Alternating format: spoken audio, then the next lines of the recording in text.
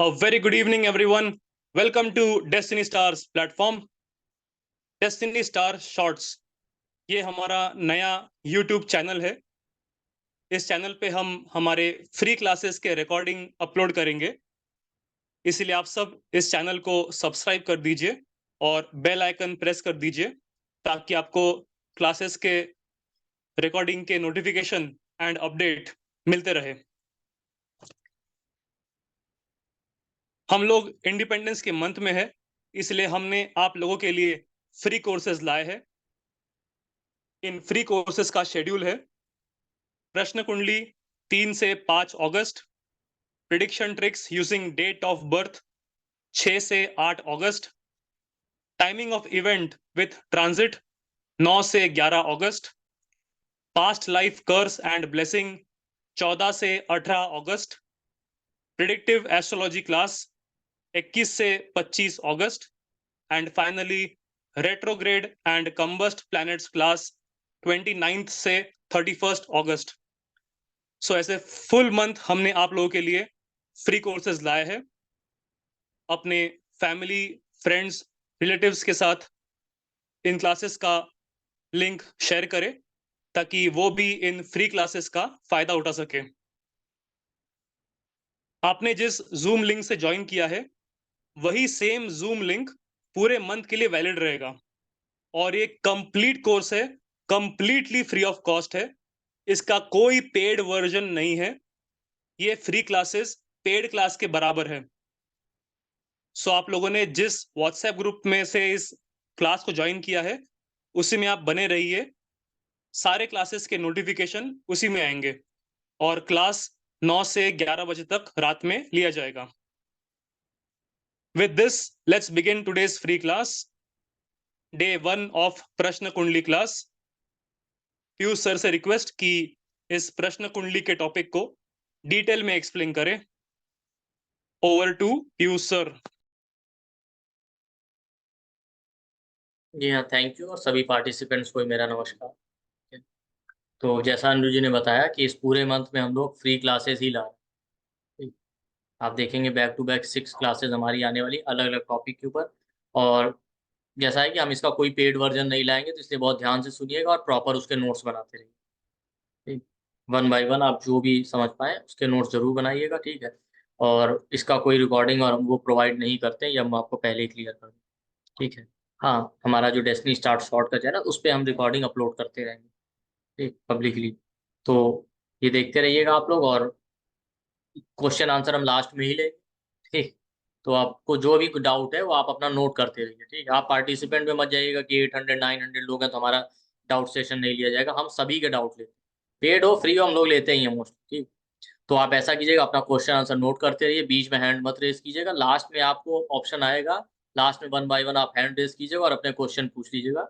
और इस बात का ध्यान रखिएगा कि जो भी आपकी क्वेरीज आप उसको नोट करते रहिए साइमल्टेनियसली। ठीक, तो जिससे जब आपका नंबर आए तो आप एक बार में ही सारे डाउट पूछ लें। अदरवाइज होता क्या है कि बहुत सारे लोग हैं, फिर आप भूल जाएंगे, फिर दोबारा आप हैंड रेस करेंगे, उसमें बड़ा कंफ्यूजन हो जाता है और आपका भी टाइम वेस्ट होगा और कई बार आपका भी लॉस हो जाता है। ठीक, इसलिए बाकी एज यूजली हमारा फ्री क्लास जो है पेड की तरह ही है, पेड से भी अच्छा है। ठीक, और जैसा अनुज जी ने कहा ये सारे फुल कोर्स होंगे। फुल कोर्स का मतलब ये है कि जितना नॉलेज है उतना आपको डिलीवर करने की कोशिश करें। ठीक है, बाकी हर सब्जेक्ट अपने आप में एक बहुत बड़ा टॉपिक है, सारा तो नहीं कर सकते ना। ठीक है, तो पेड नहीं ला रहे हैं, इसका रीजन ही ये है कि हम आपको फ्री में ही देने की कोशिश करेंगे। जी, तो हमारे बहुत सारे क्लासेस, प्रश्न कुंडली भी आ रहा है 3 डेज का। ठीक है, और उसका न्यूमरोलॉजी का एक क्लास है। इसके बाद जो है आपका पास्ट लाइफ के ऊपर 5 डे का क्लास है। पास्ट लाइफ के सॉरी, उसके बाद 5 डे का प्रिडिक्टिव क्लास है। 3 डेज का रेट्रोग्रेड और कम्बस्ट प्लैनेट इस पे क्लास है। ठीक है, इस तरीके से हमारे पूरे क्लास है। ठीक, चलिए आज का हमारा जो क्लास है वो प्रश्न कुंडली का है कि प्रश्न कुंडली का इंपॉर्टेंस क्या।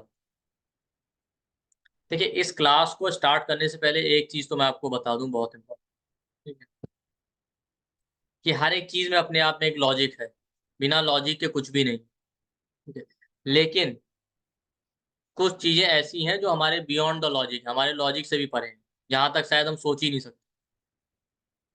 ठीक, एस्ट्रोलॉजी उनमें से ही एक सब्जेक्ट है कि शायद हमारा लॉजिक काम करेगा, बिल्कुल करेगा, हर चीज लॉजिक है भी, लेकिन बहुत सारी चीजें जहां तक हमारा लॉजिक पहुंच भी नहीं सकता। तो बहुत सारे लोग जब क्लास करते हैं, एस्ट्रोलॉजी सीखते हैं, तो बहुत ज्यादा लॉजिकल होने की कोशिश करते हैं। जहां तक आपका लॉजिक काम करे वहां तक अच्छी बात है। उसके बाद जब आप लॉजिक ना अप्लाई कर पाए और चीजें प्रैक्टिकली रिजल्ट दे रही हैं, तो मान लीजिए कि हमारे लॉजिक के बाहर की बात होगी, हम उतना नहीं सोच सकते, ये एक्सेप्ट कर लीजिए। तब तक जब तक कि कोई लॉजिकल अप्रोच आपको वहां तक पहुंचा ना दे। बट उसको लेके डिनायल मोड में रहना वो नहीं सही है। अरे नहीं नहीं, काम भी कर रहा है, लेकिन ऐसा कैसे हो सकता है, इसमें कोई लॉजिक नहीं। अब कैसे हो सकता है, इसमें हम भी कुछ नहीं कर सकते, आप भी कुछ नहीं कर सकते। ठीक है।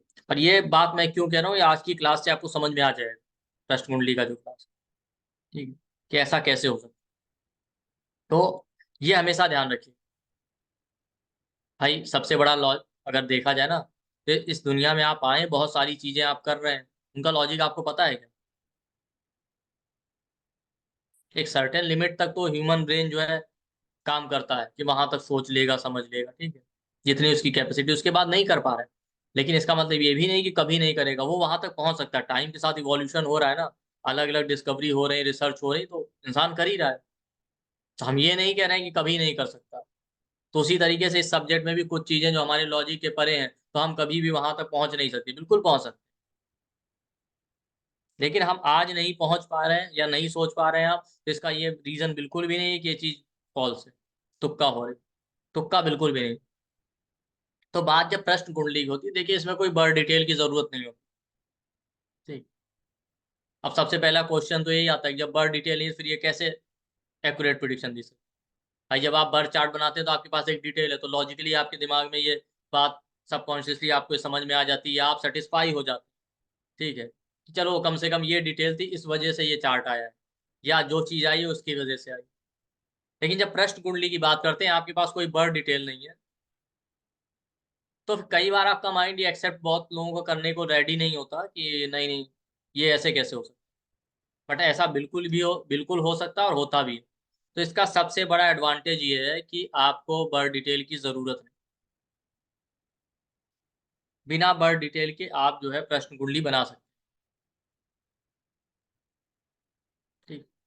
अब प्रश्न कुंडली के मल्टीपल यूज हैं। ठीक है, एक जो प्राइम यूज है वो है क्वेश्चन का आंसर देना। कोई भी प्रश्न कुंडली, उसकी वैलिडिटी अप्रोक्सीमेटली 1 ईयर तक मानी जाती है। इससे ज्यादा आप टाइम या कुछ नहीं कर सकते। तो आपसे किसी ने करंट कोई क्वेश्चन पूछा है, ठीक है, तो आप उसका आंसर उससे दे सकते, किसी भी पर्टिकुलर टॉपिक को लेकर। ठीक है, लेकिन प्रश्न कुंडली कभी भी बर्थ चार्ट को ओवर रूल नहीं करती। समझिए, जो बर्थ चार्ट है वो पूरी आपके लाइफ स्पैन को कवर कर रहा है, पूरे जीवन में जो जो चीजें होने वाली, उसको प्रश्न कुंडली ओवर रूल नहीं कर सकती। जैसे आपके चार्ट में मैरिज के योग है कि नहीं है, वो बर्थ चार्ट बताएगा, प्रश्न कुंडली नहीं बताएगा। प्रश्न कुंडली सिर्फ टेम्परेरी बेस पे इतना बता सकती है कि आपके पास मैरिज का प्रपोजल आ रहा है, आपने पूछा ये प्रपोजल आया है, होगा मैरिज कि नहीं। ठीक। ये जवाब आप दे सकते हैं टेम्परेरी, ध्यान रखिएगा भाई, यहाँ पे नहीं होगा। लेकिन ये आंसर प्रश्न कुंडली ये नहीं करेगी आपका मैरिज ही नहीं होगा। डिफरेंस समझ, अभी नहीं होगा, 2 महीने, 4 महीने, 6 महीने, जो भी उसमें टाइम। ठीक। एक्चुअली आप मैरिड होंगे या अनमैरिड रहेंगे लाइफ लॉन्ग, वो आपको बर्थ चार्ट से ही देखना, ये हमेशा ध्यान रखिएगा। तो कभी भी प्रश्न कुंडली आपके बर्थ चार्ट को ओवर रूल नहीं कर सकती। ये अपने माइंड में ये चीज समझ लीजिए। ठीक। अब काम कैसे करती है, देखिए इसका जो रिजल्ट होता है प्रश्न कुंडली का, आप देखेंगे हाईली एक्यूरेट होता है, और कभी कभी बर्थ चार्ट से भी ज्यादा एक्यूरेट। उसका रीजन ये है कि प्रिडिक्शन करने के लिए प्रश्न कुंडली ही नहीं चाहिए भाई, 9 प्लैनेट और 12 साइन, पूरे के पूरे यूनिवर्स में जितनी चीजें हैं उसमें ही समाहित, और 24 चीजें, 24/7 वही चीजें हमारे आसपास चल रही हैं। तो आप देखिए बहुत सारे लोग बिना कुंडली बना के भी प्रिडिक्शन कर देते हैं ना, कर ही देते हैं। तो उसका रीजन ये है कि पूरा यूनिवर्स 5 एलिमेंट से बना है, प्लैनेट हो, हम हो, सब में वही 5 था।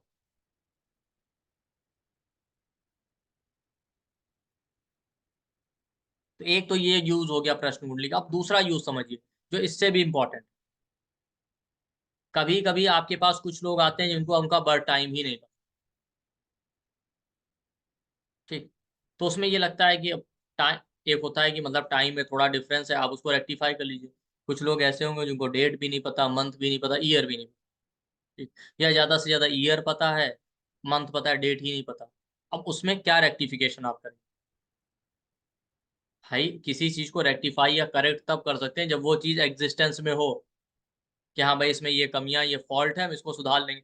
जो चीज एग्जिस्टेंस में है ही नहीं उसमें रेक्टिफाई कर, ऐसे केस में भी प्रश्न कुंडली बहुत यूजफुल होती है। और ये प्रैक्टिकली भी हमने कई बार चेक किया है। उस केस में क्या कीजिए, देखिए आप कोई भी क्लाइंट आ जाए, ठीक है, आप सबकॉन्शियसली मान लीजिए ठीक है इसका टाइम नहीं है, आप उस समय का चार्ट बना लीजिए जिसको हम प्रश्न कुंडली कहते हैं। उसको एज्यूम कीजिए कि ये इसका बर्थ चार्ट है और आप प्रिडिक्शन करके देखिएगा वो 100% एक्यूरेट आएगा, कभी फेल नहीं होगा। और ये इंपॉर्टेंट चीज मैं इसलिए बता रहा हूँ कि ये बहुत अच्छा टूल होगा जो लोग कंसल्टेंसी कर रहे हैं या नहीं कर रहे हैं तब भी। कि कई बार आपके सामने डाउट आता है कि भाई इस क्लाइंट का तो वही नहीं है बर्थ डिटेल, क्या करें? आप ये चीज, बट इसमें ये ध्यान रखिएगा कि भाई आप थोड़ा बहुत मेडिटेशन कुछ करते हैं, आपका मन बिल्कुल शांत होना चाहिए, पूरी तरीके से कनेक्टेड, तभी ये रिजल्ट दे। हवा हवाई आप नहीं कर सकते कि आप इधर उधर चल रहे हैं, कहीं मूड है बस ऐसे ही बना लिया, ठीक है। और आप देखिएगा इसका रिजल्ट बहुत एक्यूरेट।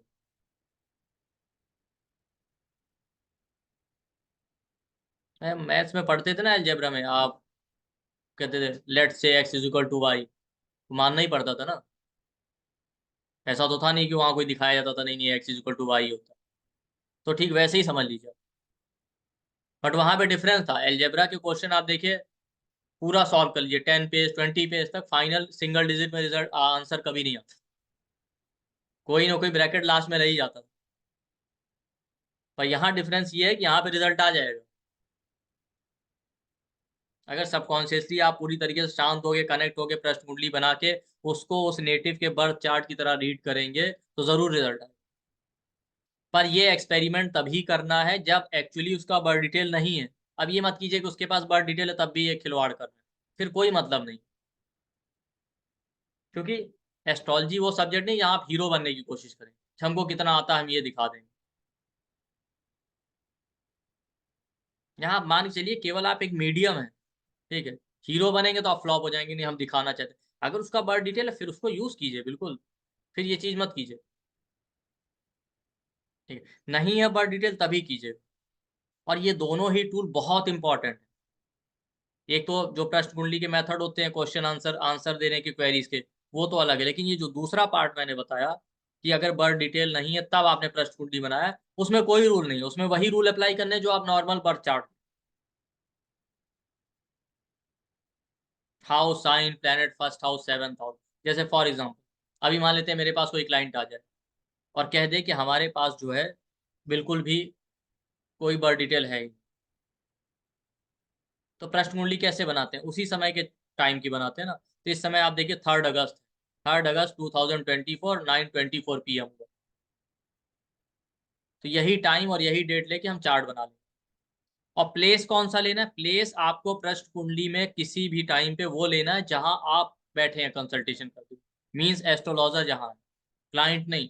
मान लेते हैं किसी क्लाइंट ने अमेरिका से मुझे कॉल किया, तो प्रश्न कुंडली का जो मैं लोकेशन लूंगा वो अपनी प्लेस का लूंगा, क्लाइंट का नहीं लूंगा। कोई भी प्रश्न कुंडली आप बनाए, चाहे क्वेश्चन का आंसर देने के लिए बनाए या नॉर्मल बर्थ चार्ट की तरह उसको रीड करने के लिए बनाए, कि उसके पास नहीं। तो हमेशा ये ध्यान रखिएगा कि आपको डेट टाइम मंथ उस समय का लेना है जिस समय आप कंसल्टेशन कर रहे हैं, और प्लेस भी वहीं पर है। तो आए और मैंने अभी का चार्ट बना लिया, ठीक है, रीड करना शुरू किया, प्रिडिक्शन कर दी नॉर्मल बर्थ चार्ट की तरह, मैंने मान लिया कि ये इनका लगन चार्ट है, बस हो गया। और आप करके देखिए इनका बिहेवियर, करियर, सब कुछ। और प्रश्न कुंडली में एक कंफ्यूजन ये भी रहता है कि टाइम कौन सा लें। टाइम है, डेट है, सब कुछ वो लेना है जब आपकी मर्जी है रीडिंग करने की, एज एन एस्ट्रोलॉजर। वो नहीं लेना है जो क्लाइंट आपसे पूछ रहा है।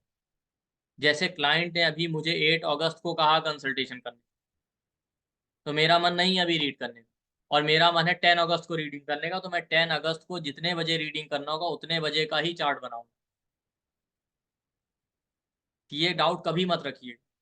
जब आपका विश है रीडिंग करने का, आंसर देने का किसी भी तरीके की प्रश्न कुंडली, ये रूल सब जगह कॉमन है। चाहे आप क्वेरी का आंसर देने के लिए प्रश्न कुंडली बना रहे हैं या उसके पास बर्थ डिटेल नहीं है, तो नॉर्मल आप उसका चार्ट रीड करें। डेट, टाइम, मंथ, लोकेशन सब आपको अपने अकॉर्डिंग लेना है एज एन एस्ट्रोलॉजर। जिस समय की आप रीडिंग कर रहे हैं उस समय का लेना है। जिस प्लेस पे आप रहते हैं या जिस प्लेस से आप कंसल्टेशन कर रहे हैं उस प्लेस का करना। ठीक। जैसे अभी आज 8 अगस्त है, मेरे पास कोई क्लाइंट आए, उसने मुझसे अभी कोई क्वेश्चन पूछा या नहीं क्वेश्चन पूछा, उसने कहा मेरे पास बर्थ डिटेल ही नहीं है, हमें इसका रीडिंग करना है। ठीक है, मेरा मन नहीं है करने का। ठीक है, आप डाल दीजिए क्वेरी, या आपने मुझे मेल कर दिया, क्योंकि अभी ऑनलाइन है सब कुछ, लोग मेल कर देते हैं, मैसेज कर देते हैं। ठीक है, मैसेज कर दीजिए, आप डाल दीजिए। तो ये नहीं करना है कि यही टाइम हमने नोट कर लिया, अच्छा इसने 10 बजे 8 अगस्त को मेल किया था या मैसेज किया था, तो इसी टाइम का चार्ट बनाना नहीं। वो बात हो गई। अब 1 दिन 2 दिन 3 दिन, मान लेते हैं 15 अगस्त को आपने सोचा कि अब इसका रीडिंग करना है दोपहर में, सॉरी दिन में 11 बजे, तो 15 अगस्त 2024 11 AM का, और जहाँ रहते हैं आप, जैसे मान लेते हैं मैं लखनऊ में रहता हूँ, तो लखनऊ ही मेरा प्लेस होगा वहाँ। समझ रहे हैं? उसका मैं चार्ट बनाऊंगा, जो चार्ट बनेगा उसके हिसाब से रीडिंग। क्यों? क्योंकि वो जो चार्ट बना रहे हैं वो आप अपनी कन्वीनियंट के हिसाब से बना रहे हैं। जो बर्थ चार्ट होता है वो बताता है नेटिव का जन्म कहाँ से हुआ, लेकिन जब उसके पास चार्ट ही नहीं है या आप कोई ऐसा चार्ट बना रहे हैं बिना बर्थ डिटेल के, तो प्रश्न कुंडली क्या है? जहां उसका जन्म उसी समय हुआ जिस समय आप कोई क्वेश्चन पूछ रहे हैं या आपके दिमाग में कोई थॉट आया, इसलिए हम वही टाइम लेते हैं। तो दो चीजें बिल्कुल क्लियर हो गई।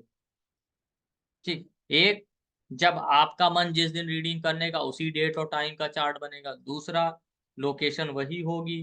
ठीक है, जो क्या कहते हैं, आप जहाँ पे रहते हैं। और ट्रैवल करते हुए प्रश्न कुंडली कभी नहीं बनाना।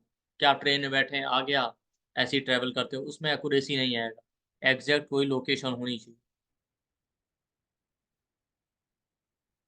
पता चला आप ट्रेन में बैठ के बना रहे थे, ठीक है, मैसेज आया था लखनऊ में, तब तक ट्रेन चलते चलते पहुंच गई कानपुर, जब तक आप रीडिंग कर रहे थे, क्या फायदा? अब ये भी हो सकता है तब तक आप उस क्लाइंट के घर पहुंचे। तो तो ऐसा नहीं करना है। तो हमेशा ये ध्यान रखिएगा, ट्रैवल करते हुए कभी नहीं बनना। ठीक। तो ये दो चीज ध्यान रखिएगा। और जो लोग बिल्कुल नए हैं अगर एस्ट्रोलॉजी में, तो ये ध्यान रखिए, प्रश्न कुंडली उसी टाइम की बनाई जाती है जिस टाइम पे आपको क्वेश्चन का आंसर या जिस टाइम पे आपको रीडिंग करना, जब भी आपका मन। और इसमें ये भी नहीं है कि आप केवल बाध्य हैं किसी चीज के लिए, कि नहीं नहीं अभी क्वेश्चन पूछा गया तो अभी आंसर देना, कोई कंपलसेशन नहीं आपको। आप पूरी तरीके से फ्री हैं। क्वेश्चन कभी भी पूछा जाए आप पूरी तरीके से फ्री हैं आंसर देने के लिए। 10 दिन बाद कीजिए, 15 डेज बाद कीजिए, 20 डेज बाद। क्योंकि रीडिंग आपने करनी, जब आप ये फील करें या जब सबकॉन्शियसली आपके दिमाग में आए कि नहीं नहीं अब मैं रेडी हूँ, पूरी तरीके से ठीक हूँ, या रैंडमली आपके थॉट में आए कि नहीं नहीं अब आप सबकॉन्शियसली आपका माइंड कह रहा है कि नहीं आप रीडिंग कर सकते, तभी आप रीडिंग। बिना मूड के अगर आपका दिमाग नहीं एग्री कर रहा है, आपका सबकॉन्शियस माइंड नहीं कह रहा है, तो रीडिंग करने से कोई फायदा नहीं, रीडिंग गलत ही आएगी।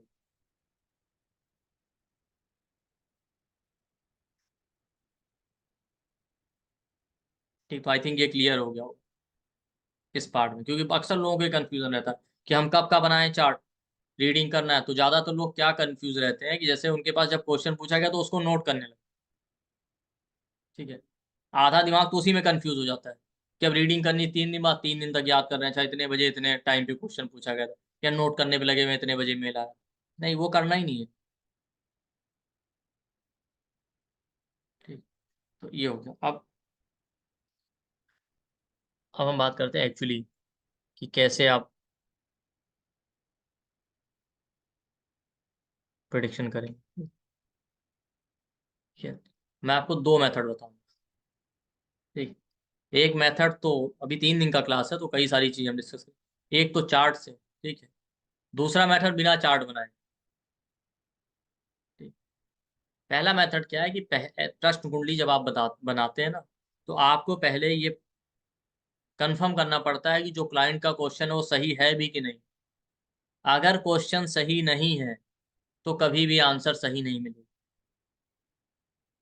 ठीक। कैसे? कई बार क्या होता है कि देखिए, क्वेश्चन का जो भी क्वेश्चन पूछा जाए उसको लेके एक स्ट्रॉन्ग बर्निंग डिजायर होनी चाहिए। वो थॉट सबकॉन्शियसली बहुत स्ट्रांग होना चाहिए कि ये चीज हमें करनी है या ये हमें चाहिए, तब तो आप उस क्वेश्चन को पूछें। अगर बर्निंग डिजायर स्ट्रांग नहीं है क्लाइंट के मन में, वो ऐसे ही पूछ रहा है बस, ठीक है वैसे चलते चलते, अच्छा ये हो जाएगा क्या, तो कभी भी उस क्वेश्चन का सही आंसर नहीं मिलेगा। ठीक है। लेकिन एज एन एस्ट्रोलॉजर आप इसको कैसे कंफर्म करें इनका ये क्वेश्चन सही है कि नहीं? इसको, इस टेक्निक को जो अभी हम रीड करने वाले हैं उसको दो तरह से यूज कर सकते हैं। एक तो क्लाइंट ने क्वेश्चन पूछा, आपने चार्ट में चेक किया कि भाई ये क्वेश्चन दिख भी रहा है। अगर नहीं दिख रहा है कहीं से भी वो क्वेश्चन, तो समझ जाइए कि इसका क्वेश्चन सही है नहीं, आंसर भी सही नहीं। बट इसका एक और यूज है कि आप क्लाइंट से पूछिए ही मत। आप सीधे चार्ट बना के उनसे कहिए भाई तो आपका क्वेश्चन इस टॉपिक से रिलेटेड, आप देखेंगे वो हमेशा सही नहीं। मतलब एक तरह से आप खुद क्लाइंट का माइंड रीड कर सकते हैं। और क्लाइंट भी आपके ऊपर, उसका भी इम्पैक्ट अलग पड़ेगा कि हाँ हमने पूछा नहीं तब भी इन्होंने बता दिया। क्योंकि ज्यादातर क्लाइंट तो मैच ये देखने आते हैं जादू हो रहा है कि नहीं, उनको तो जादू ही लगता है। ठीक। तो उसका सबसे दो तीन टेक्निक है, एक मैं आज बताऊंगा, एक कल की क्लास में देखेंगे, और कुछ चीजें आज पढ़ेंगे। ठीक है, इस तरीके से हम सीखें। इसका जो सबसे सिंपल मेथड है वो ये है कि क्लाइंट जिस टाइम पे आया उस समय की तिथि देख लीजिए। ठीक। जैसे मान लेते हैं क्लाइंट आज आया, आज सप्तमी तिथि फॉर एग्जाम्पल, जो भी होगी मुझे याद नहीं है तिथि, ठीक है। और आप तुरंत का चार्ट बना लीजिए उस समय। ठीक है। जब आपको सेम वही रूल है, ठीक है। अगर उस समय क्लाइंट आया उसी समय मन है आपका तो उसी समय का बना लीजिए, नहीं मन है तो जब आप चार्ट बना। ठीक है। आप अगर मान लेते तुरंत बना रहे हैं तब तो आप उसका थॉट रीड कर पाएंगे। ठीक है। अगर तुरंत नहीं बना रहे हैं, उसने क्वेश्चन बता ही दिया, तो जब आप बनाएंगे तो आप इसको चेक कर लीजिएगा कि हाँ इसका क्वेश्चन इससे मैच कर रहा है कि नहीं कर रहा। ठीक है। अगर तुरंत बना रहे हैं क्लाइंट के सामने तो आपको पूछने की जरूरत नहीं, आप खुद ही उसको बता देंगे। तो मान लेते हैं अभी क्लाइंट आया और हमने कहा नहीं अभी रीडिंग करें। ठीक है। तो हमने अभी का टाइम और डेट लेके चार्ट बनाया। जब आप चार्ट बनाएंगे एस्ट्रोसेज में और उसको स्क्रॉल करते जाएंगे, तो पहले लगन चार्ट आता है किसी भी सॉफ्टवेयर में, हम एस्ट्रोसेज की बात नहीं करते। चलिए मान लेते हैं लोग मोबाइल में एस्ट्रोसेज यूज करते हैं, तो ये लगन चार्ट आएगा, नवांश चार्ट आएगा, मून चार्ट आएगा, इस तरीके से अलग अलग चार्ट रहते हैं। तो आप आगे जाएंगे उसी ऑप्शन में तो आपको पंचांग का डिटेल मिलेगा, जिसमें लिखा होगा कि आज दिन कौन सा है, योग कौन सा है, तिथि कौन सा। चलिए मान लेते हैं वो भी नहीं देखना है, तो आपने चार्ट बना लिया बस। ठीक है। तिथि आप कैलेंडर से देख सकते हैं, पंचांग से देख सकते हैं कि उस समय तिथि कौन सी चल रही है। ठीक है। अब हमारे यहाँ जो तिथि होगी उसके करस्पॉन्डिंग नंबर का जो हाउस होगा वो हाउस देखिए। ठीक है। हाउस को भी हम बेसिक कवर कर देंगे, मान लेते हैं कोई नए है तो ठीक है, लेकिन पहले आप टेक्निक समझिए। ठीक है। वो हाउस आपको देख, जैसे मान लेते हैं कि आप रीडिंग करने के लिए आए हैं, क्लाइंट ने पूछा है क्वेश्चन, या क्लाइंट आ गया नहीं पूछा, आपने उससे कुछ नहीं पूछा। ठीक है। और चार्ट बनाया, दशमी तिथि चल, तो दशमी मतलब 10 नंबर, तो आपको 10th हाउस ही देखना है। क्लाइंट का क्वेश्चन 10th हाउस से रिलेटेड होगा। 10th हाउस आपके करियर का है, प्रोफेशन का है, मदर इन लॉ, इस तरीके से। मान लेते हैं क्लाइंट आया है और तिथि चल रही सप्तमी, सप्तमी मतलब 7 नंबर, तो आपको 7th हाउस ही देख। ठीक। इस तरीके से आप देखेंगे 12 हाउस होते हैं तो 12 तिथियां भी होती हैं। तो प्रतिपदा हो गया फर्स्ट हाउस, द्वितीय हो गया सेकंड हाउस, तृतीय हो गया थर्ड हाउस, चतुर्थी हो गया फोर्थ हाउस, पंचमी हो गया फिफ्थ हाउस, षष्ठी हो गया सिक्स्थ हाउस, सप्तमी हो गया सेवंथ हाउस, अष्टमी हो गया एट्थ हाउस, नौमी नाइन्थ हाउस, दशमी हो गया 10th हाउस, एकादशी हो गया 11th हाउस, और द्वादशी हो गया 12th। ठीक, ये हो गया। अब इसके अलावा भी तिथियां होती है, त्रयोदशी और चतुर्दशी, उसका क्या करेंगे? भाई 12 तक तो ठीक है। तो अगर मान लेते हैं त्रयोदशी तिथि आ गई, तो 12 में से 13 को माइनस कर दिए, त्रयोदशी मतलब 13 होता है, तो 13 में से 12 को सब्ट्रैक्ट करेंगे तो 1 बचेगा, तो मतलब फर्स्ट हाउस दिख रहा है। मान लेते हैं चतुर्दशी है उस दिन, तो चतुर्दशी मतलब 14 होता है, तो 14 में से 12 को सब्ट्रैक्ट कर दीजिए तो 2 हो गया, 2 बचा रिमेनिंग, तो सेकंड हाउस देख, तो 12 से आगे की तिथि आ रही तो उसमें से 12 जो है सब्ट्रैक्ट करते जाइए, माइनस माइनस करके जो आएगा वो तिथि। ठीक है, अब इसमें एक और स्टेप है, वो भी अभी करते हैं। ठीक, तो इस तरीके से देखना है, लेकिन उसके पहले आपको हाउस के बेसिक पता होने चाहिए, फिर मैं आपको एग्जांपल चार्ट में आपका जो फर्स्ट हाउस है, ये मैं पीडीएफ शेयर कर दूं।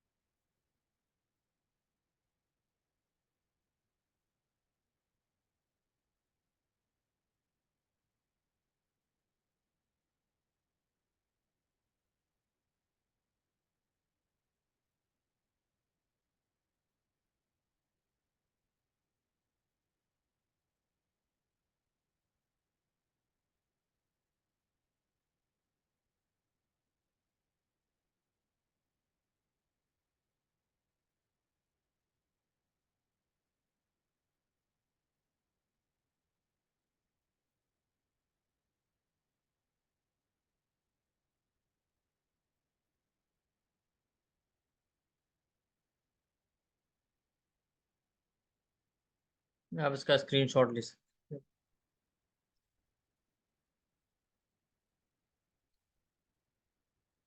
दिख रहा है ना पीडीएफ पे? हाँ विजिबल है। ठीक है, तो जो फर्स्ट हाउस है, अब ये तो बताने की जरूरत नहीं ना फर्स्ट हाउस का, ठीक, या मैं वो भी बता ही देता हूँ, तो फायदा क्या होगा। ये देखिए, जब आपके पास इस तरीके का चार्ट बन के आता है, ये, तो ये आपका फर्स्ट हाउस है, जहाँ 7 नंबर लिखा है वो फर्स्ट हाउस। ये 7 नंबर राशि का होता है, राशियां चेंज होती रहती हैं अलग अलग बर्थ टाइम के अकॉर्डिंग। तो ये फर्स्ट हाउस हो गया जहाँ 8 नंबर लिखा हो, सेकंड हाउस जहाँ 9 नंबर लिखा है, थर्ड हाउस जहाँ 10 नंबर लिखा, फोर्थ हाउस जहाँ 11 लिखा है, वो फिफ्थ हाउस जहाँ 12 लिखा है, वो सिक्स हाउस, इस तरीके से 12 हाउस, और उनमें ये राशियों के नंबर है। ठीक, और बाकी आपको प्लेनेट दिख रहे होंगे।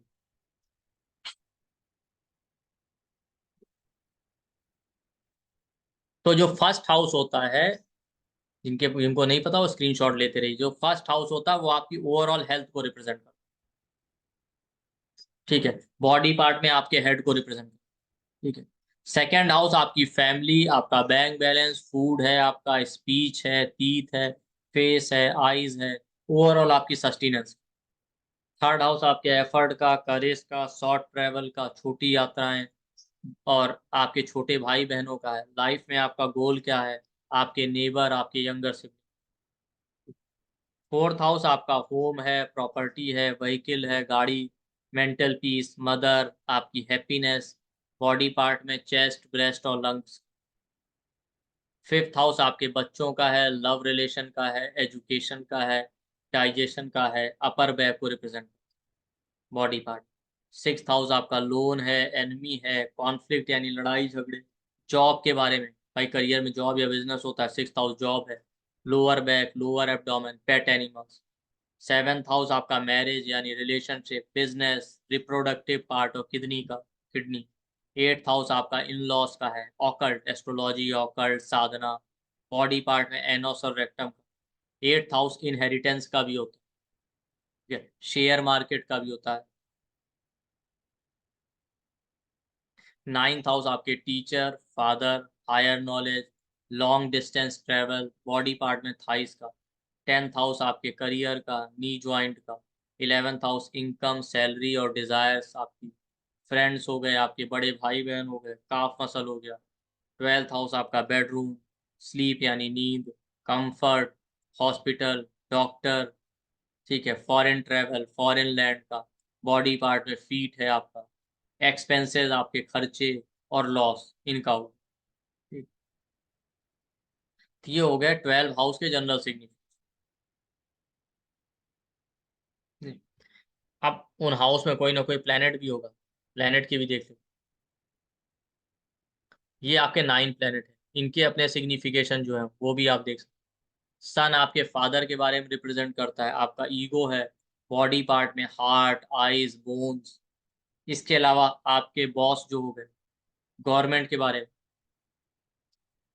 ठीक, मून आपका mother, emotion, menstrual flow females में, फूड, एक्सपेंसेस, ट्रेवल, ब्लड, इनको रिप्रेजेंट करता है।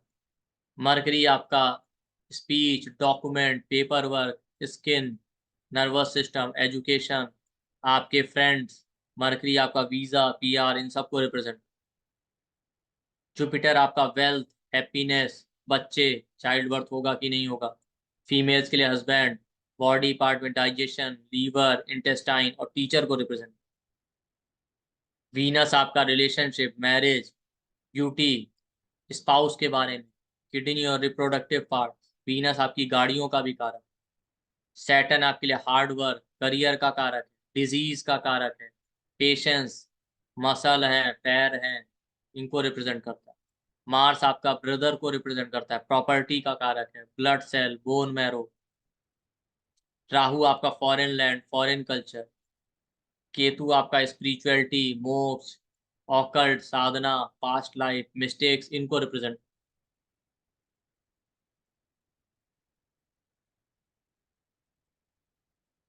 ठीक, तो ये हाउस और साइन प्लैनेट के सिग्निफिकेशन। ठीक, इस क्लास में वो लोग हैंड रेस कीजिए जिन्होंने, जिनको बेसिक भी नहीं आता एस्ट्रोलॉजी, जिन्होंने कभी एस्ट्रोलॉजी पढ़ी नहीं, एबीसीडी में नहीं, हाउस साइन प्लैनेट कुछ नहीं।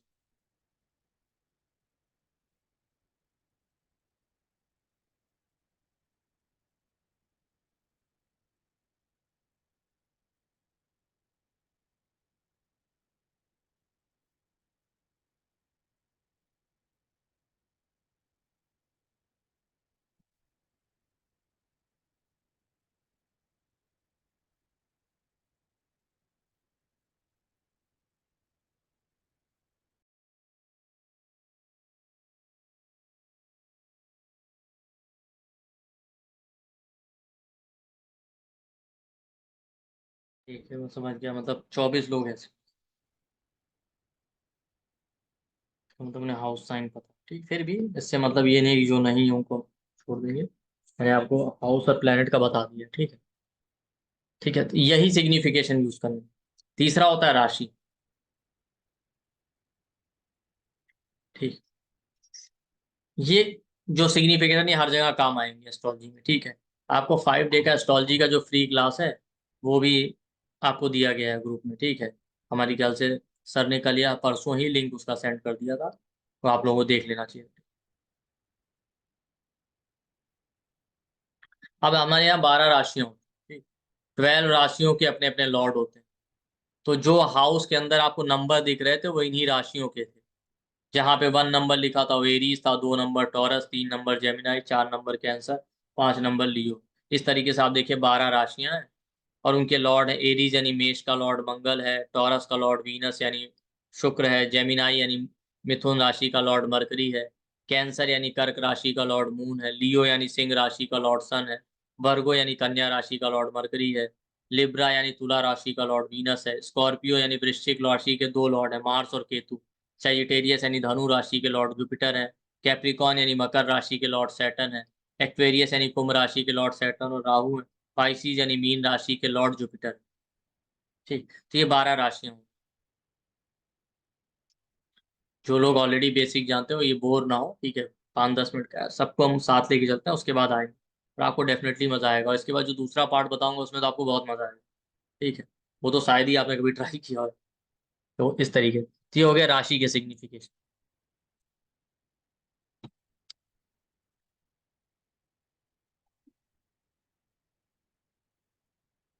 ठीक, अब देखिए राशियों राशियों के तो आपको लॉर्ड पता चल गए, राशि के भी अपने सिग्निफिकेशन, बट वो आपको याद नहीं कर। उसको याद करने का सिंपल तरीका है, आपने हाउस का याद कर लिया, प्लेनेट का याद कर लिया, उस हाउस के करस्पॉन्डिंग नंबर पे जो राशि आ रही है उसके भी वही हो। कैसे, ये देखिए, जो हमने अभी फर्स्ट हाउस का देखा था वही 1 नंबर एरीज के भी सिग्निफिकेशन। अब वो किसी भी हाउस में, मान लेते हैं वही एरीज राशि यानी 1 नंबर आपके 7th हाउस में लिखा, वहां भी ये उन्हीं चीजों को रिप्रेजेंट करेंगे। ठीक है, 2 नंबर यानी टॉरस के वही सिग्निफिकेशन होंगे जो सेकंड हाउस के हमने देखे थे। 3rd नंबर राशि जो जेमिनाई के हैं उसके भी वही सिग्निफिकेशन होंगे जो यहाँ हमने 3rd हाउस के पढ़े थे। ठीक है, 4 नंबर कैंसर राशि के वही सिग्निफिकेशन होंगे जो हम 4th हाउस के पढ़ रहे, बेसिक सिग्निफिकेशन वही। ठीक, ये ध्यान रखिए। तो ये हाउस साइन प्लैनेट ये 3 ही आपको यूज। अब इस टेक्निक में करना क्या है, जैसा हमने किया कि आपने क्लाइंट आया, आपने चार्ट बना, तुरंत आप बना रहे हैं, तब तो आपको उससे कुछ पूछने की जरूरत ही नहीं। आप खुद ही उसको बता देंगे भाई आपका क्वेश्चन ये होने वाला है। ठीक है, तो मान लेते हैं आपके पास कोई क्लाइंट आया और उसका कुछ क्वेश्चन है, आप उससे मत पूछिए क्वेश्चन। ठीक है, आप तुरंत उसका चार्ट बनाइए, उसमें जाइए, आप देखिए तिथि कौन सी। ठीक है, नहीं आपको उसमें देखना है, चार्ट बना लीजिए। तिथि आप कैलेंडर पंचांग कहीं से भी देख सकते हैं, गूगल करके भी उस टाइम की तिथि ले सकते हैं। ठीक है, और ध्यान रखिएगा, कुछ लोग कहते हैं कि सनराइज में जो तिथि थी वही पूरे दिन लेना, नहीं ऐसा नहीं कीजिएगा। जो तिथि उस समय चल रही हुई करंट टाइम पे वही लीजिएगा। मान लेते हैं सनराइज के टाइम सप्तमी थी, बाद में दिन में दोपहर के 12 बजे के बाद अष्टमी आ गई, तो आप अष्टमी ही लीजिएगा। मतलब जितने बजे क्लाइंट आया उतने बजे उस टाइम पे जो तिथि चल रही वही आपका फोकस। ठीक है, बना लिया। अब मान लेते हैं कि सप्तमी तिथि चल रही। ठीक, और आप मान लेते हैं ये चार्ट आया, ये है। ठीक, अब सप्तमी तिथि चल रही तो आप 7th हाउस में जाएंगे। 7th हाउस किसका है भाई, आपका क्वेश्चन मैरिज या बिजनेस को लेकर। ठीक, यहाँ पे राहु बैठा है, तो राहु का भी क्वेश्चन हो सकता है ना। अब राहु किन चीजों का कारक है, फॉरेन लैंड। हो सकता है मैरिज फॉरेन को लेके क्वेश्चन। भाई अभी हैंड क्यों रेस कर रहे हैं, अभी क्वेश्चन आंसर बाद मिलेंगे, अब सुन तो लीजिए। राहु बैठा है तो हो सकता है इनका क्वेश्चन हो फॉरेन में मैरिज होगा क्या, या फॉरेन पार्टनर से कुछ मैरिज का बात चल रहा है। 7th हाउस बिजनेस का है। भाई एक दो ऑप्शन तो रखने पड़ेंगे, ऐसा थोड़ी कि आपको अंतर्यामी। लेकिन कहने का मतलब बिना पूछे भी आप उसको बताते हैं भाई आपका टॉपिक यह तो यही हो सकता है। ठीक, 7th हाउस बिजनेस का है, राहु है। ठीक है, फॉरेन में जाके बिजनेस करने से रिलेटेड तो क्वेश्चन नहीं। मान लेते हैं आप बिल्कुल न्यू बिगिनर, आपको कुछ नहीं आता, आप नहीं भी कंबाइन कर पा रहे, क्योंकि एस्ट्रोलॉजी में हाउस साइन प्लैनेट कंबाइन करके ही एक प्रिडिक्शन करना होता है। ठीक है, आप कुछ नहीं कर पा रहे। ठीक है, तो आप इतना तो बता ही देंगे भाई 7th हाउस है तो आपका मैरिज या बिजनेस का क्वेश्चन है, और राहु है तो फॉरेन, तो भी क्लाइंट आपको मान जाए। तो हाउस और प्लैनेट देखिए, जितना अच्छा आपका बेसिक होगा उतने अच्छे से आप प्रिडिक्शन कर पाएंगे, क्योंकि बेसिक किसी भी सब्जेक्ट में आना चाहिए।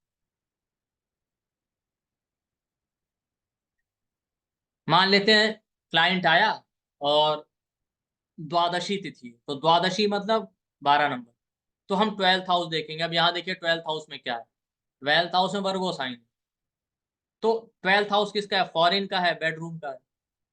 वहां पे वर्गो साइन है, तो वर्गो साइन क्या है, जॉब का है। भाई वर्गो साइन 6th हाउस, तो आप कह सकते हैं फॉरेन से जॉब रिलेटेड क्वेश्चन है क्या।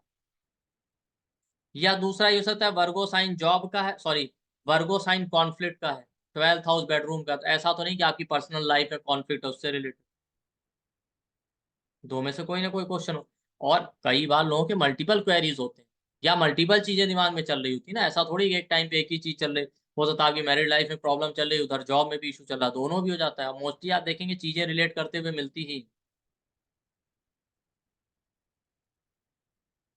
बस आपको ध्यान क्या रखना है कि हाउस को तिथि से करस्पॉन्डिंग लेना है, कि अगर प्रतिपदा तिथि है तो प्रतिपदा मतलब 1 नंबर, फर्स्ट हाउस। द्वितीया है तो 2 नंबर यानी सेकंड हाउस। तृतीया है तो 3 नंबर यानी थर्ड हाउस। चतुर्थी है तो 4 नंबर यानी फोर्थ हाउस। पंचमी है तो 5 नंबर यानी फिफ्थ हाउस देखना, 5 नंबर। षष्ठी है तो 6th हाउस देखना। सप्तमी है तो 7th हाउस देखना। अष्टमी है तो 8th हाउस देखना है। नवमी है तो 9th हाउस देखना है। दशमी है तो 11th हाउस। एक एकादशी है तो 11th हाउस। द्वादशी है तो 12th हाउस। 13th आ गई त्रयोदशी, तो 13 हो गया, तो 12 में से सब्ट्रैक्ट कर लीजिए, 1 आएगा, तो फर्स्ट हाउस देख। चतुर्दशी पे आप रीडिंग कर रहे हैं, तो चतुर्दशी मीन्स 14 हो गई, तो 12 में से 14 को सब्ट्रैक्ट करेंगे तो 2 आएगा, तो सेकंड हाउस देख।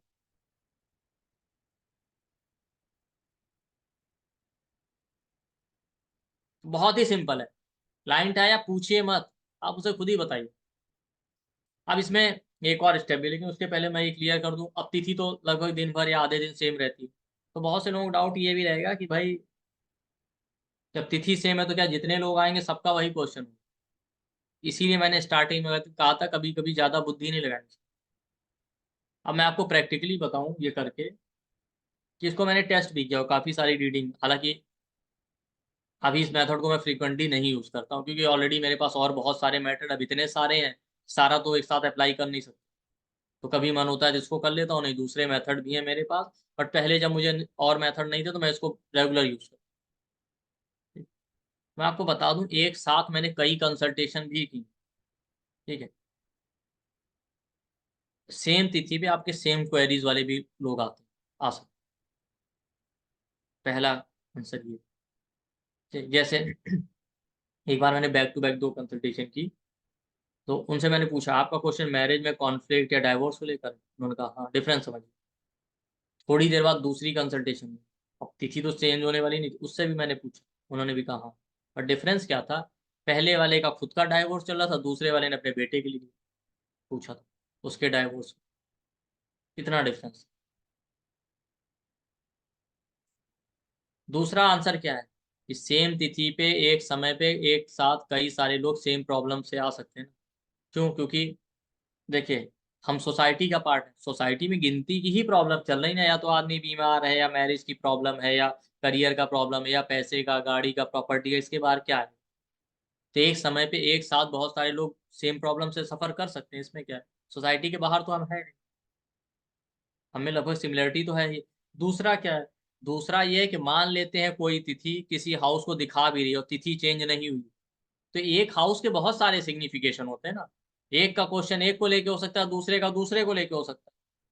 भाई वही सप्तमी तिथि आई चल रही है, एक के केस में 7th हाउस में उसका मैरिज का क्वेश्चन है, दूसरे का बिजनेस का, बट होगा उसी हाउस को लेकर।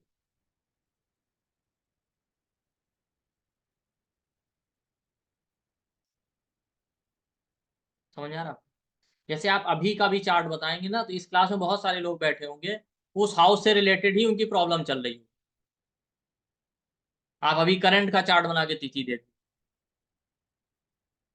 जैसे मैं आपको बना के बताता हूँ, देखता हूँ। अभी इस समय जो है 8 अगस्त 2024 में, अभी इसमें एक स्टेप और है।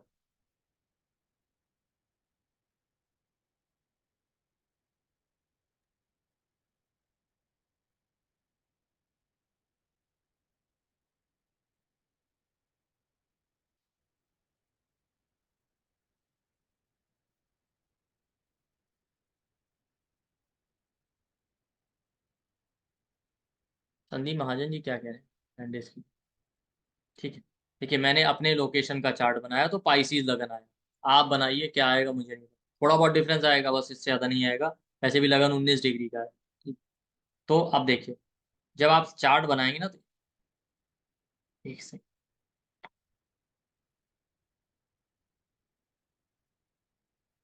तो आप कैलेंडर में चेक कर लीजिए, कहीं भी चेक कर लीजिए, तो इस समय अमावस्या तिथि। ठीक, अमावस्या का नाम क्या है, 14 तिथि, सॉरी 14 नहीं, चतुर्दशी के बाद अमावस्या। ठीक है, त्रयोदशी, चतुर्दशी, फिर अमावस्या। ठीक है, डार्क फेज में आपकी अमावस्या आती है, और जब वो ब्राइट शुक्ल पक्ष चल रहा होता है तो उसमें पूर्णिमा। तो 15 तिथि हो गई, राइट।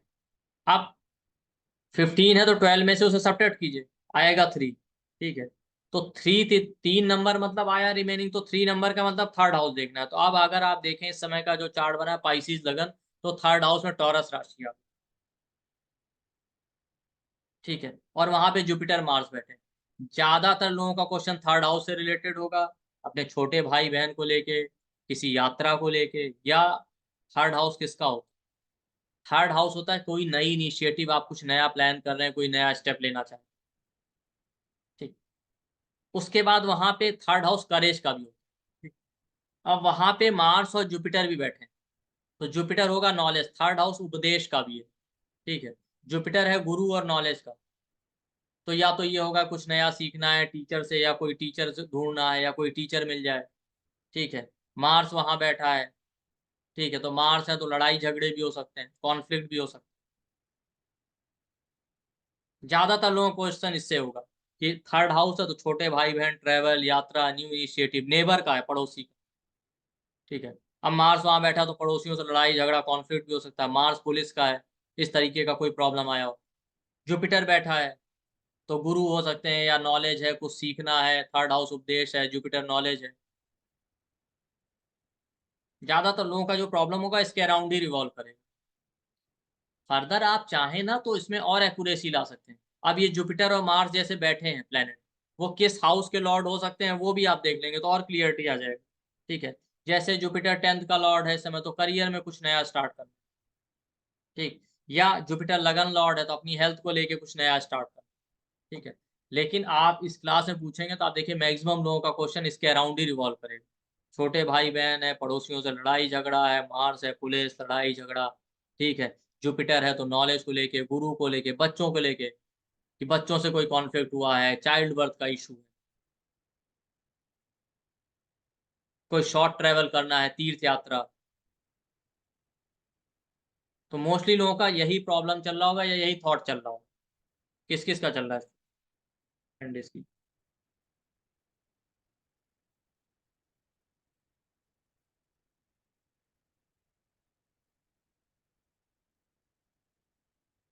अभी आप देखते हैं कितने लोगों का, अगर कम से कम 100 लोगों का ही होगा मोस्टली लोगों का। लेकिन अब मैं इंडिविजुअल रीडिंग तो कर नहीं रहा हूँ, वरना मैं उसको उनसे रिलेट कर दूँ। एक जनरलाइज अप्रोच चल।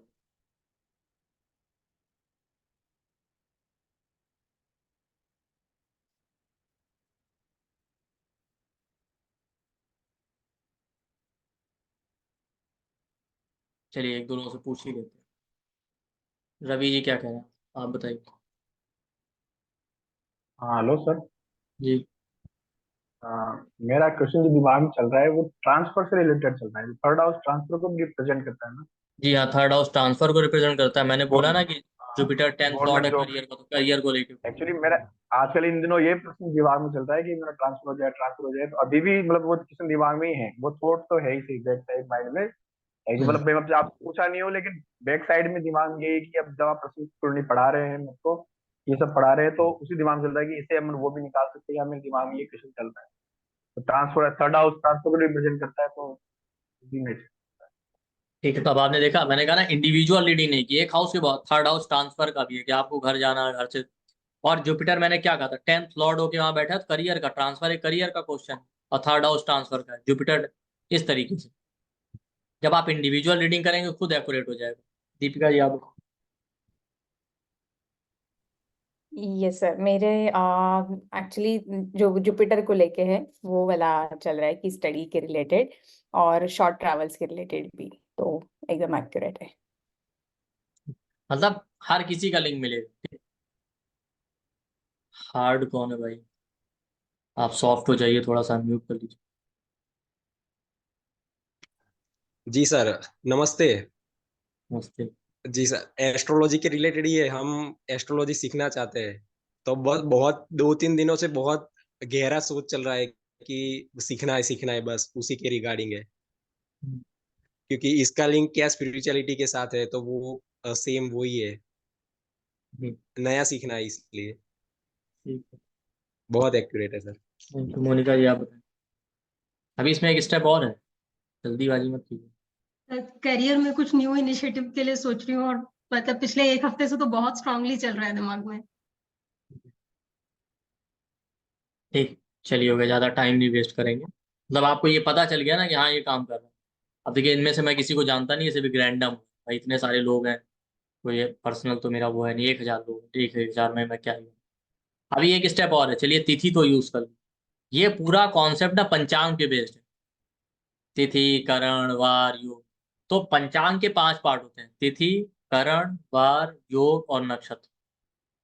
तो ये तिथि हो गई, इसमें आप जो है वार यानी वीक डे को भी ऐड कीजिए भाई, जिस दिन आया होगा तिथि होगी, कोई ना कोई दिन भी होगा। ठीक है। और दिन कौन सा लेना है आपको, हिंदू कैलेंडर के हिसाब से। ठीक। जब आप जाएंगे वहां चार्ट बनाएंगे तो उसमें 2 तरह के दिन दिए थे, एक इंग्लिश के हिसाब से, एक हिंदी के हिसाब से, क्योंकि हमारा जो कैलेंडर है वो सनराइज से सनसेट तक चलता है। ठीक है। इनका जो कैलेंडर है रात 12 बजे से। ठीक है, अगर आपको एक्यूरेसी बहुत चाहिए, नहीं तो आप नॉर्मल डे भी फॉलो कर सकते हैं। ठीक है। तो जैसे मान लेते हैं आज सैटरडे, ठीक है, आप क्वेश्चन क्या था, थर्ड हाउस को लेके था, अमावस्या तिथि थी, पाइसिस लगन बना, तो सैटरडे है तो सैटरडे का लॉर्ड कौन है, सैटर्न।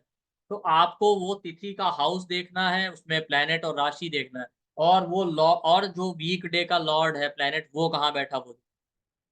तो सैटरडे है तो सैटर्न हो गया, संडे है तो सन हो गया, मंडे है तो मून हो गया, ट्यूसडे है तो मार्स हो गया, और वेंसडे है तो, मैं इस चार्ट को शेयर कर देता हूँ ये स्क्रीन पे तो ज्यादा क्लियर।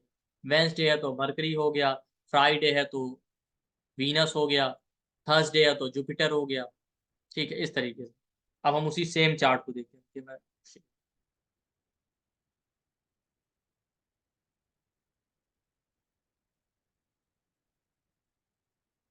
हाँ बोलिए जयश्री जी क्या करेंगे। सर ये जो चार्ट आप देखने को बोल रहे हो वो एस्ट्रोसेज से देखना है क्या? अरे किसी भी सॉफ्टवेयर में देख लीजिए, एस्ट्रोसेज तो एक कॉमन हो, ठीक है, एस्ट्रोसेज पे देख सकते हैं, जो भी सॉफ्टवेयर आपको सही लगे आप उससे देख सकते हैं।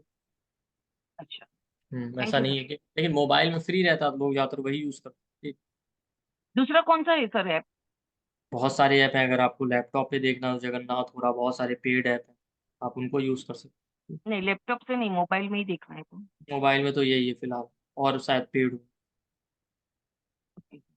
और सर तिथि वार सब इसमें आप सिखाने वाले हो? नहीं तिथि वार नहीं, हम प्रश्न कुंडली चल रहे हैं ना, पंचांग का कोर्स थोड़ी है। मैं तो प्रश्न कुंडली का आपको मेथड बता, ठीक है। Okay, thank you sir. हाँ, पंचांग होगा तो,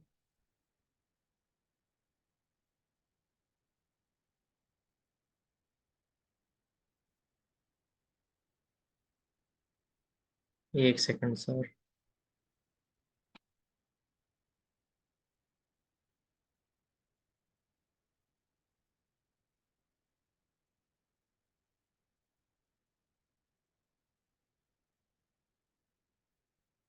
भाई अगर आप लोगों के क्वेश्चन आंसर, अभी क्वेश्चन नहीं ले रहे ओके, तो ठीक है, अभी तो चल ही रहा है ना, क्वेश्चन तो लास्ट में लेंगे।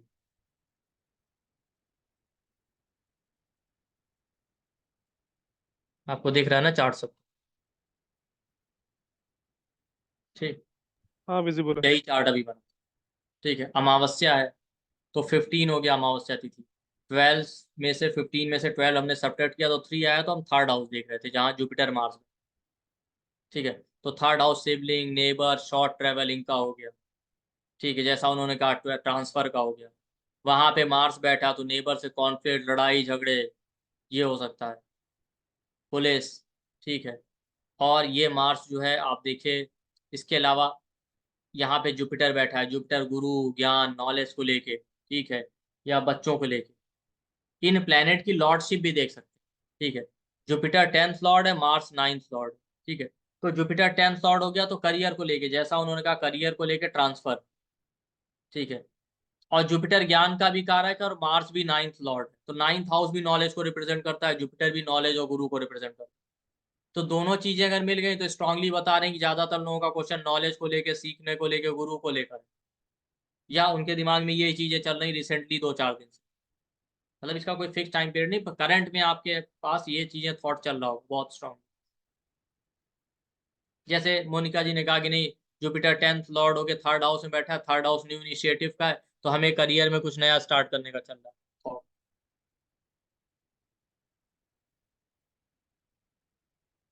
ठीक, जैसे मैं अभी अपनी बात करूं, ठीक है, थर्ड हाउस नेबर का, वहां मार्स बैठा, अभी क्लास से पहले नेबर से कॉन्फ्लिक्ट, मार्स पुलिस का कारक है, पुलिस है, मतलब हम सब लोगों का चल रहा है, जितने लोग हम हैं यहाँ पे अभी प्रेजेंट, सबका किसी ना किसी तरीके से आपको रिलेशन मिले।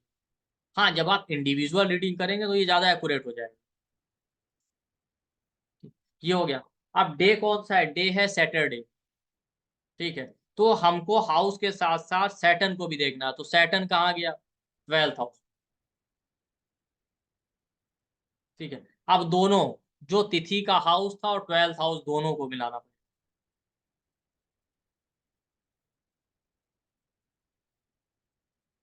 ठीक। या आप इन जनरल ऐसा कर सकते हैं कि जो है हाउस और प्लेनेट को मिला लिया, मान लेते हैं थर्ड हाउस हो गया, ठीक है, सैटरडे के हिसाब से आ गया सैटर्न। अब आप देखिए सैटर्न क्या है, सैटर्न करियर का कारक, कर्मों का कारक, ठीक है। थर्ड हाउस क्या, न्यू इनिशिएटिव, तो इस नेटिव का क्वेश्चन हो सकता है करियर में कोई नया इनिशिएटिव लेना। सैटर्न बीमारी का कारक है, थर्ड हाउस शोल्डर नेक उसका है, कान का है, तो शोल्डर नेक या इससे रिलेटेड हो सकता है प्रॉब्लम हो इस क्लास में किसी को, कई लोगों को जिनको लगता हो कि हाँ इसका सॉल्यूशन मिल जाता।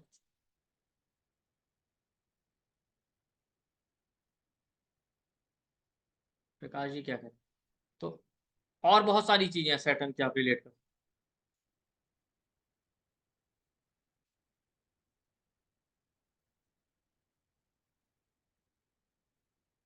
आप जो वीक डे का प्लेनेट है उसका डे, उसका आप हाउस पोजीशन ना देखें, डायरेक्ट भी आप उसको अप्लाई करेंगे तो मिल जाएगा।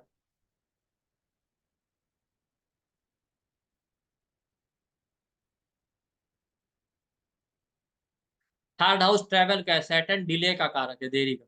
हो सकता है किसी को लग रहा हो कि ऐसा तो नहीं कि हम ट्रेवल करने वाले हैं, ट्रेवल का प्लान है, फ्लाइट डिले हो जाए, ट्रेन डिले हो जाए, कुछ हो सकता है डिले हो रहा हो।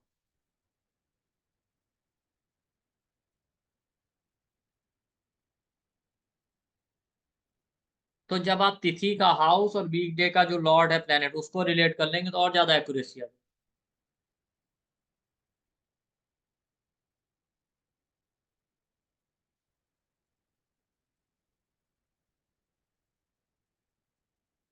तो ये चार्ट है।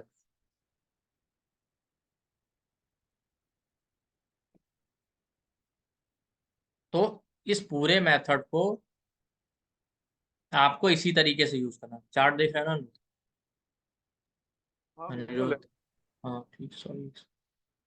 अच्छा हाँ, तो इस पूरे मेथड में बस आपको यही करना है, तिथि का हाउस ले लीजिए, वहां बैठे साइन प्लेनेट देखिए और जो वीक डे का प्लेनेट उससे रिलेटेड।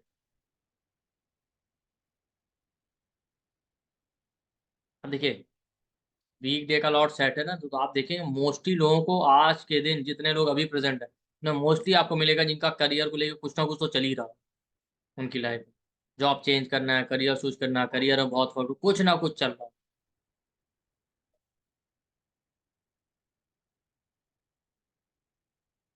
ये समझिए।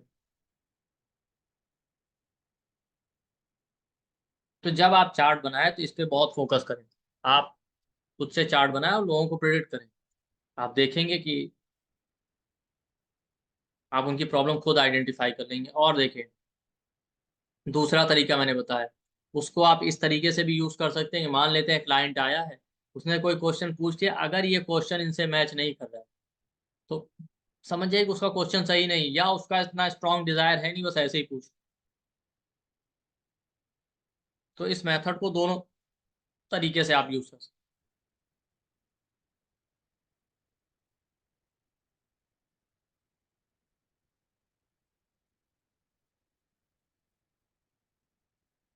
तो स्टेप मैं आपको फिर से बताता हूँ।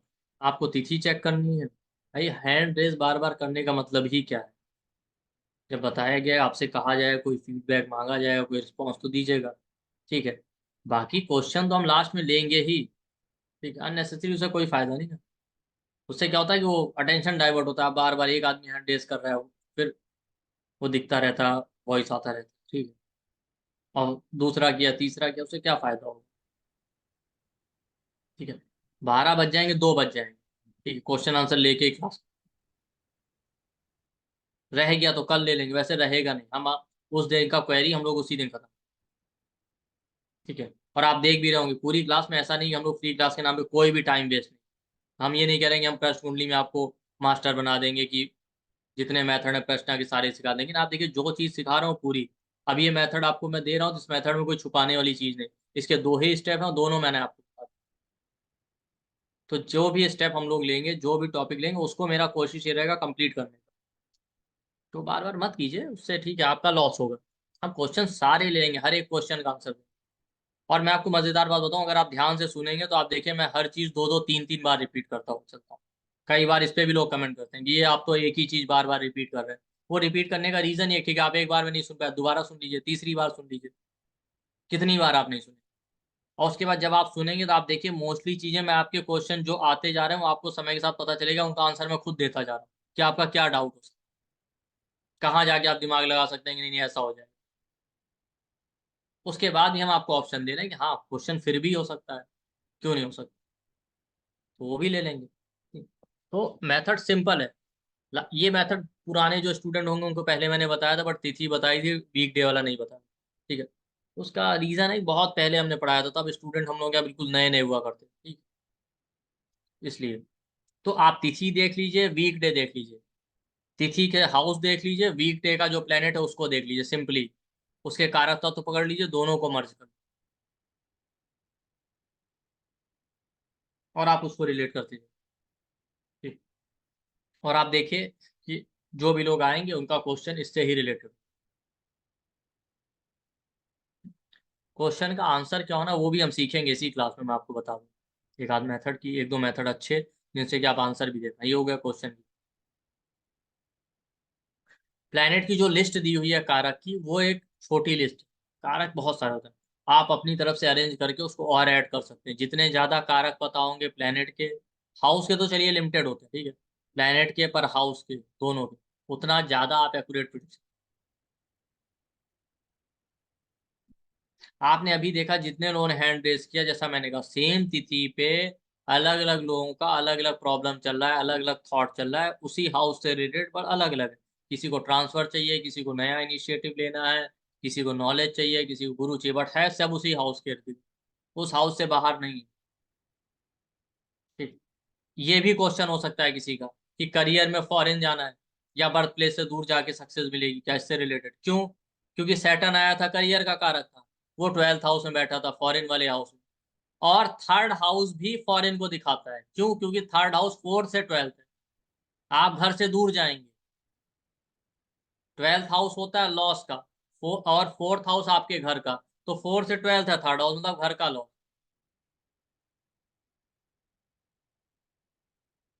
तो कई ऐसे भी लोग होंगे जिनका ये थॉट होगा कि फॉरेन और करियर का कनेक्शन, फॉरेन चले जाएं, बर्थ प्लेस से दूर चले जाएं तो सक्सेसफुल हो जाएंगे, या फॉरेन में जॉब करना है, या फॉरेन में है वहां सक्सेस नहीं मिल रही तो वापस आ जाएं, मतलब उनके करियर और फॉरेन का कनेक्शन मिलेगा।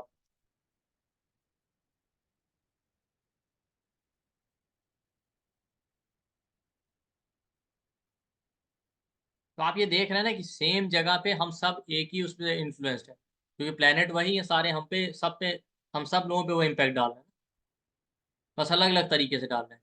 उसका रीजन ये है कि हमारी सबकी लाइफ अलग अलग है, हमारे सोचने का तरीका थोड़ा तो डिफरेंट है, बट वो है लिमिटेड ही, वही 10-15 चीजें उसमें से ही आ रहा है, उससे बाहर कुछ नहीं आ रहा।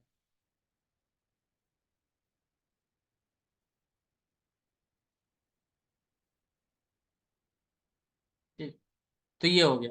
चलिए, आई थिंक मुझे लगता है ये मेथड तो क्लियर ही हो गया। ठीक, आप इसको 2-3 बार प्रैक्टिस करेंगे आपको समझ में आ जाएगा कि कैसे यूज